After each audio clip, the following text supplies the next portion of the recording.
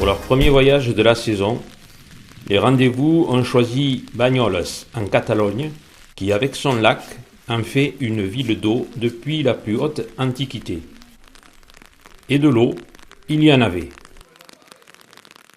No, a l'église no, perquè l'església està tancada, és impracticable, no hi ha res. El que entrarem és el claustre, l'església no es fa servir. Un peu trop même. La déception se lit sur certains visages, chagrinés de ne pouvoir accéder à certains sites culturels. Mais le courage reprend vite avec ces visiteurs d'un autre âge, habitués de découvertes surprenantes. Il y a bien quelques esprits chagrins, toujours prêts à critiquer quelques défauts d'étanchéité, par ces temps quelque peu humides. La culture, c'est surtout le partage, où quelques initiés du yoga expliquent des postures qui en laissent d'autres pensifs.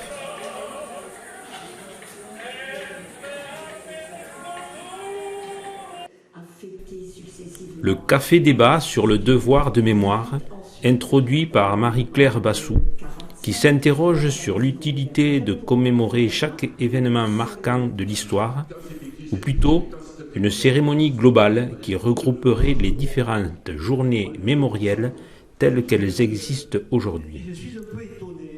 Le conférencier Georges Santis ne semble pas partager cette interrogation. Il va plutôt développer son propos sur ce que l'on entend par mémoire. La mémoire collective, celle des archives officielles, ne couvre qu'une partie de l'histoire, insuffisant à ses yeux. Le vécu des participants lui paraît plus essentiel. Pourtant, les anciens combattants, déportés, résistants, rechignent à témoigner. La méfiance envers les politiques toujours prêts à détourner l'histoire pour étayer leur thèse préoccupe une partie de l'assistance. Un débat très animé avec de nombreux intervenants. La mémoire avec un M majuscule, sujet polémique que l'on n'est pas prêt d'oublier.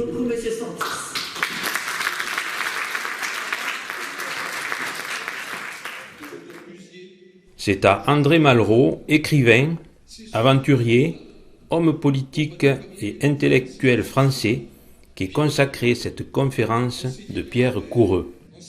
Célèbre entre autres pour ses oraisons funèbres, il est tentant pour le présentateur Yvan d'imiter, non sans une pointe d'humour, Malraux, l'orateur. Alors, comme Leclerc entre aux Invalides avec son cortège d'exaltation dans le soleil d'Afrique, entre ici au théâtre de l'étang André Malraux par la grâce de ton puriféraire Pierre Coureux.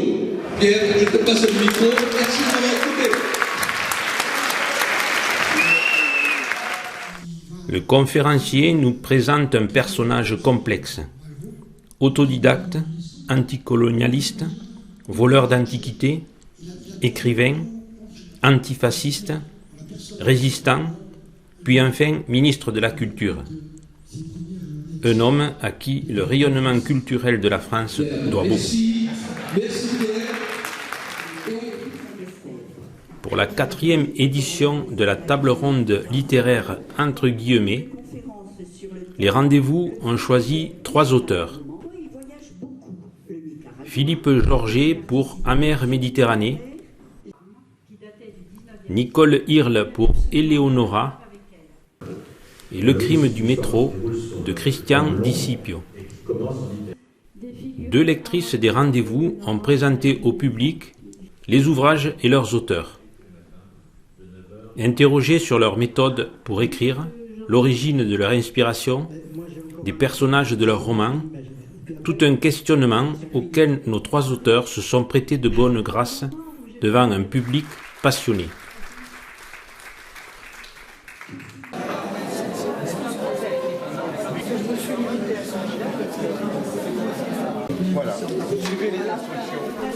La soirée s'est terminée dans la convivialité par le traditionnel apéritif offert par la cave du château de Cals, parrain de la soirée.